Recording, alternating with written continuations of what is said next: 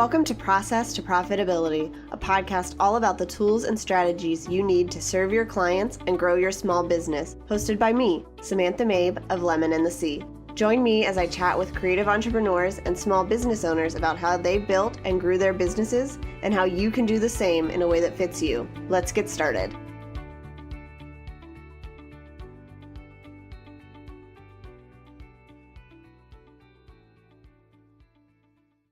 Hi, everybody. This is the final episode in the Designing a Strategic Website series. So we have gone through a lot of different pages of your website, including designing a strategic navigation, homepage, about page, portfolio, sales page, and now we are on the contact page. This seems like it is one of the most overlooked pages of your website for a lot of people. Generally, people just throw up a form, they might add some social media icons, and that's about it because they think that's all they need. But I have found with my clients, the contact page is one of the most important pages of the website. And I know that I've probably said that on every episode, but hear me out here. This page for most service-based entrepreneurs is the goal. This is what they want people to do, is to get in contact with them. And if this is the goal of your website, if you want people to get in contact with you, to hire you for your services or get on some kind of call, that means this page is really important. Because if they have come all the way to your contact page through your website, it means that they are ready to take action. And we don't want them to fall off when they land here. So, why is it that this is such a hard page to design? I think it's because we have seen really bad examples of contact pages and we think that it's not important. So we leave it to the last minute, we just throw something out there, and a lot of us use a contact form, which I am an advocate for, but you have to be very careful about how you use it. So let's start off by talking about that contact form. If you have one on your website or if you've thought about it, I think it's a good idea. I want to say that up front, but there are lots of people who aren't going to fill out that form because they are interested in something else like a partnership or a collaboration and not in the service that you're providing, or they just don't like filling out forms. They don't like that it goes off into some void and they'd rather get in touch with you a different way. So what you want to do is use the form on your contact page to collect the information that you need from most people. A lot of times I have clients, especially those in the wedding industry, who like to use their form to ask about budgets and number of guests and locations and who else have been hired. And you need all of that information, but you don't need it the first time somebody gets in touch with you. What I suggest is having a pretty generic form that asks for a name, an email address, some kind of a subject, and a message, maybe how they heard about you. And then what you can do is have them go to some sort of an autoresponder or send it yourself where they are directed to the right place. Mine is set up through Dubsado, which we've talked about before. And what people do when they land on my website is they fill out the generic form, and then based on the responses that they give me, Dubsado automatically sends them an email that gives them more information about what the next steps might be or when they expect to hear from me. So if you go to the contact page of my website, you'll see a form that just asks people to fill it out so that I can serve them better and select one of the options of what they're interested in. So it asks for their first name, last name, and email. You usually need those from people in order to get in touch with them. And then I have a drop down that asks, what are you interested in? So they can select learn more about my services, interested in being a guest on the podcast, interested in having me speak, interested in interviewing me for their own podcast, interested in collaborating on an upcoming project, or something else.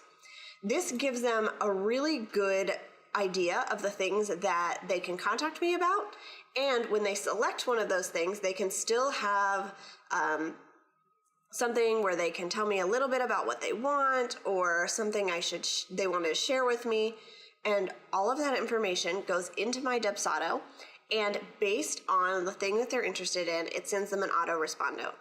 responder. So for most things, it basically says, thanks so much for getting in touch with me. I'll be back with you within 48 hours. There are a couple that I specifically have a separate email set up. So if somebody fills out my contact form because they're interested in being a guest on my podcast, they will receive an email that sends them a link to fill out the podcast guest application. That way I don't have to touch it until they've done what it is that I want them to do as far as getting in touch with me. If they're interested in working with me, I will send them an email that says, thanks so much, I'll get back to you within 48 hours. While you wait, here's a PDF with more information about my services or what I offer. That's a great way to use your form to get just enough information to get them to the next step without having somebody fill out something that they might not know. So that is the first thing. When you are creating a form for your website, consider what it is that you really need to know from somebody before you put that on your website and ask them. The next thing is make sure that you have your professional email address on your contact page. There are still going to be people that do not want to get in touch with you through a form, whether they just don't want to fill it out, none of the options seem relevant, whatever it is, they're going to want to email you instead. And I really, really encourage people to put their email address directly on the contact page so that those people can send them an email. A lot of times the emails that I get through that are about collaborations, that someone is interested in doing something more with me, getting to know me, having a coffee chat, something like that. So there are opportunities that I don't want to miss, but for some reason, they didn't go through the contact form, and that's fine. If they can send me an email, then I can read it, I can respond to it, and that way we still create that connection.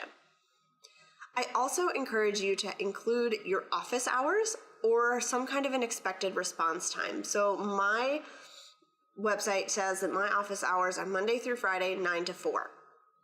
I work on my business full time, so that's usually when I am sitting at my desk or at least when I'm checking my emails. If you are not full time or you have different hours or you don't want people to expect to hear back from you within those specific times, what you can do is tell them, I'll get back to you within 48 hours or 72 hours or a week. Just give them something that lets them know that you've gotten their request. You know that they are trying to get in touch with you, and this is what they should expect as far as hearing back from you.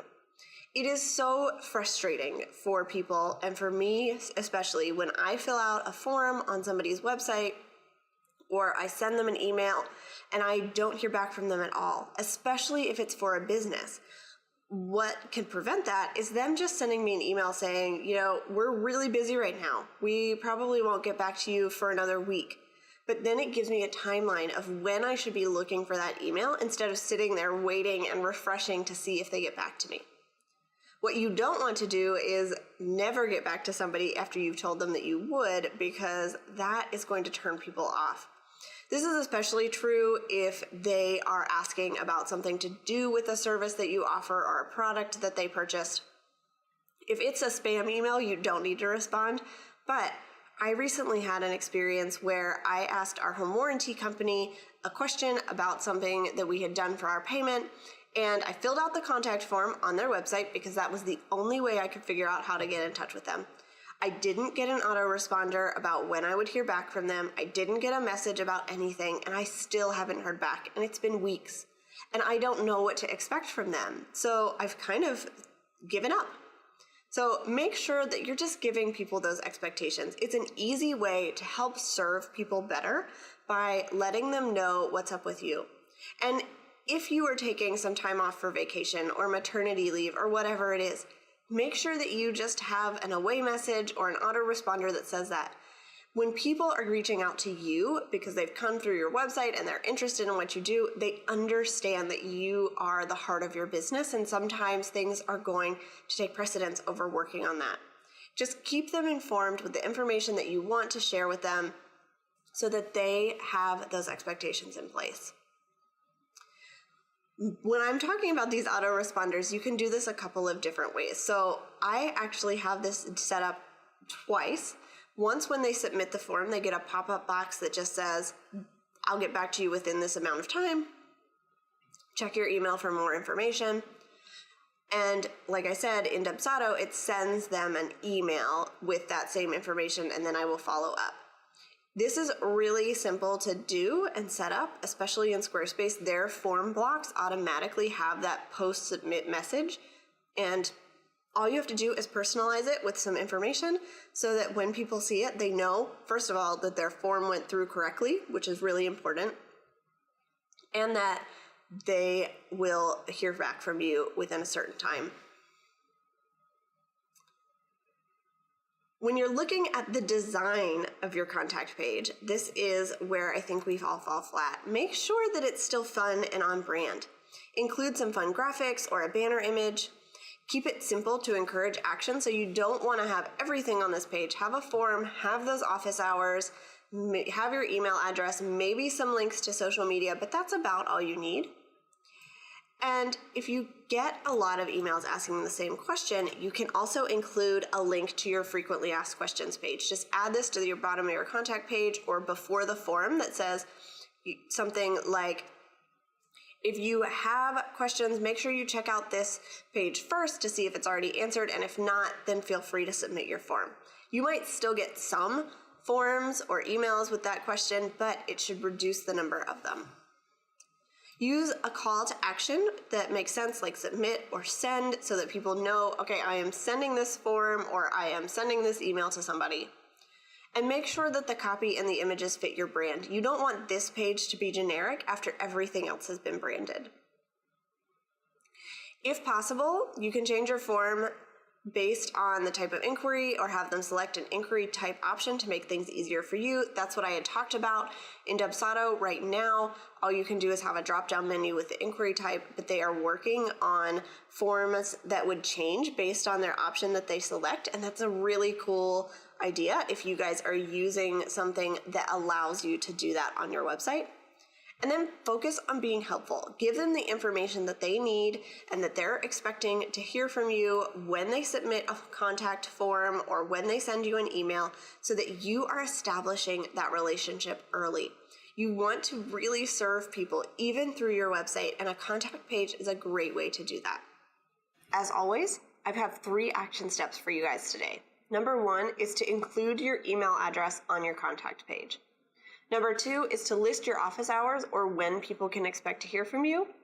And number 3 is to update the post-submit response to fit your brand and what people should expect as far as hearing back from you.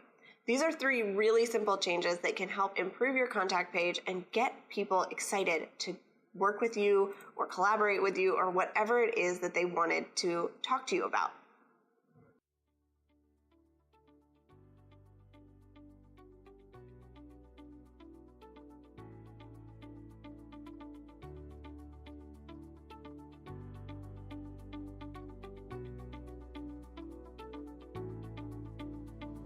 Thanks for listening to Process to Profitability. Please take a minute to leave an honest review in iTunes so that I can help more small business owners and creative entrepreneurs find the show.